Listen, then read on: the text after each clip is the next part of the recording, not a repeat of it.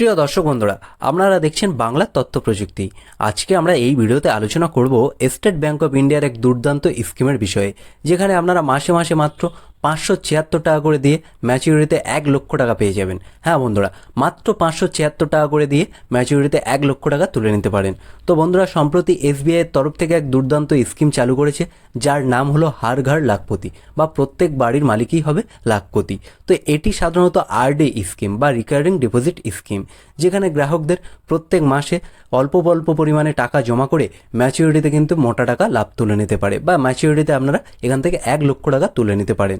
তো এই স্কিমে কারা কারা আবেদন করতে পারবে, বা এখানে সুদের হার আপনারা কত % পেতে চলেছেন, বা এই স্কিমের ম্যাচুরিটি কত দিনের আছে, অর্থাৎ কতদিন ধরে আপনাদের টাকা দিয়ে যেতে হবে মাসে মাসে, বা প্রত্যেক মাসে মাসে কতদিন আপনারা টাকা দেবেন, এখানে কি আপনারা ট্যাক্সের ওপর কোনো ছাড় পেতে চলেছেন। পোস্ট অফিসের বেশ কিছু কিছু স্কিমে কিন্তু লোন ফেসিলিটি দেওয়া হয়ে থাকে, এখানে কি আপনারা লোন পাবেন। আর প্রি ম্যাচুরিটি, আপনার যদি হঠাৎ করে টাকার দরকার হয়ে পড়ে সেখানে তখন কি এখান থেকে টাকা তুলতে পারবেন।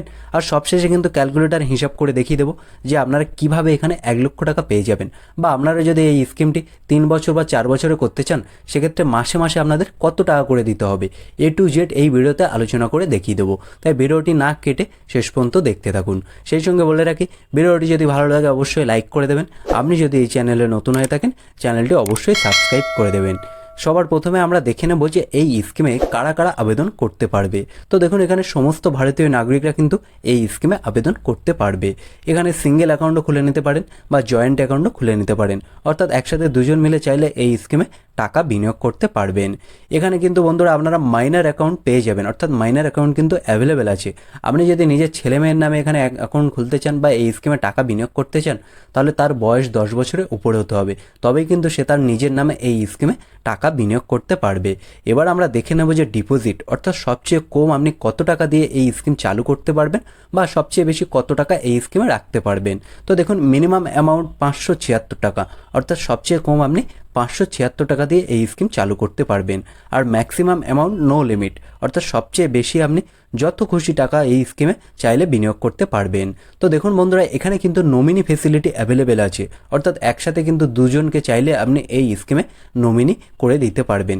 এখানে কিন্তু আপনারা লোন পাবেন না, আপনাদের এর আগেও বলেছি যে পোস্ট অফিসে লোন পেয়ে যান, বা এখানে কিন্তু আপনারা লোন পাবেন না। আর ট্যাক্স বেনিফিট নট অ্যাভেলেবেল, অর্থাৎ ট্যাক্সের ওপর কিন্তু আপনারা কোনো ছাড় পাবেন না, যে পরিমাণে ট্যাক্স হবে সেই টাকাই কিন্তু আপনাদের এখানে পেমেন্ট করতে হবে। তো বন্ধুরা, এবার আমরা দেখে নেব যে ম্যাচিউরিটি, অর্থাৎ কত বছর ধরে আপনি এই স্কিম চালাতে পারবেন, বা কত বছর আপনাকে মাসে মাসে টাকা দিয়ে যেতে হবে। তো দেখুন, এখানে 3 বছর থেকে 10 বছর আপনি যে কোনো সময় চুজ করে নিতে পারেন। তো বন্ধুরা, এখানে 3 বছর থেকে 10 বছর, আপনি যদি 5 বছর, 6 বছর, 7 বছর, 8 বছর চাইলে যত খুশি পরিমাণে টাইম এর মধ্যে আপনি সিলেক্ট করে নিতে পারবেন, সেই অনুযায়ী আপনাকে টাকা দিয়ে যেতে হবে। এবার আমরা দেখে নেব সবচেয়ে ইম্পর্টেন্ট জিনিস, ইন্টারেস্ট রেট। তো বন্ধুরা, এই লিস্টটি দেখলে আপনারা বুঝতে পারবেন যেখানে 4 রকম ইন্টারেস্ট রেট আপনারা পেয়ে যাবেন। তো দেখুন, যারা জেনারেল পাবলিক আছে তাদের জন্য একরকম, সিনিয়র সিটিজেন অর্থাৎ যাদের বয়স 60 বছরের উপরে তারা একরকম সুদ পাবে। এখানকার যারা স্টাফ আছে এবং স্টাফদের মধ্যে যারা সিনিয়র সিটিজেন আছে, এবং দেখুন এখানে 3 বছর, 4 বছর, 5 বছর, 6 বছর, 7 বছর করে 10 বছর পর্যন্ত আছে। আলাদা আলাদা বছরের জন্য আলাদা আলাদা ইন্টারেস্ট রেট আপনারা এখানে পেয়ে যাবেন। দেখুন, এখানে 3 থেকে 4 বছরের জন্য যদি আপনি সিলেক্ট করেন তাহলে সবচেয়ে বেশি ইন্টারেস্ট পেয়ে যাবেন। আর আপনি যদি 5 থেকে 10 বছর সিলেক্ট করেন, সেক্ষেত্রে কম ইন্টারেস্ট আপনারা পেয়ে যাবেন। এবার আমরা দেখে নেব প্রি ম্যাচুরিটি। তো অর্থাৎ হঠাৎ করে যদি আপনার টাকার দরকার হয়ে পড়ে, সেক্ষেত্রে আপনি টাকা কি তুলতে পারবেন। তো বন্ধুরা, হ্যাঁ, যে কোনো সময় আপনি চাইলে এই স্কিম থেকে টাকা তুলতে পারবেন।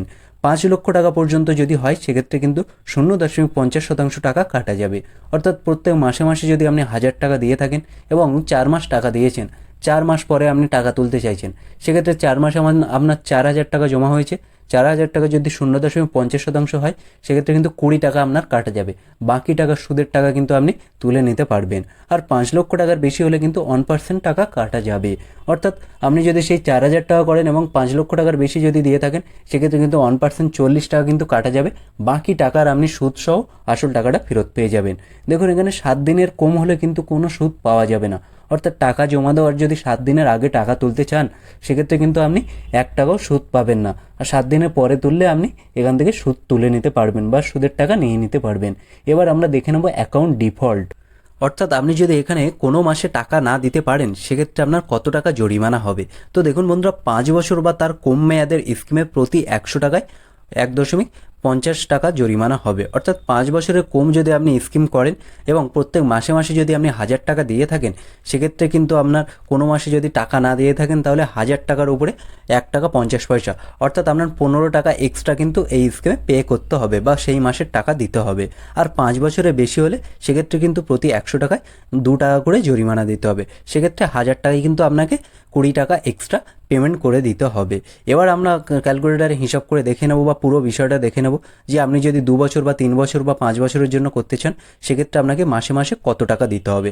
তো বন্ধুরা, আপনারা এই লিস্টটি দেখলেই বুঝতে পারবেন এখানে কিন্তু সাধারণ নাগরিক বা যারা সিনিয়র সিটিজেন বা যারা স্টাফ আছে বা যারা বয়স্ক নাগরিক স্টাফ আছে তাদের জন্য কিন্তু আলাদা আলাদাভাবে টাকা দিতে হবে। তো দেখুন, যারা এখানে 3 বছরের জন্য করবেন সাধারণ নাগরিক তাদের দিতে হবে 2502 টাকা। যারা প্রবীণ নাগরিক আছে তাদের দিতে হবে 2482 টাকা। যারা এখানকার কর্মী আছে তাদের দিতে হবে 2463 টাকা। এবং আপনি যদি সবচেয়ে বেশি 10 বছরে করতে চান তাহলে সাধারণ নাগরিকদের কত টাকা করে দিতে হবে? 593 টাকা করে প্রত্যেক মাসে মাসে দিতে হবে। বা যারা সিনিয়র সিটিজেন আছে তাদের কত করে দিতে হবে? 576 টাকা করে প্রত্যেক মাসে মাসে দিতে হবে। যারা স্টাফ আছে তাদের 562 টাকা, এবং যারা সিনিয়র সিটিজেন স্টাফ আছে তাদের কিন্তু 546 টাকা করে দিতে হবে। তো বন্ধুরা, এই লিস্টটি দেখলে কিন্তু আপনারা পুরো বিষয়টা বুঝে যাবেন।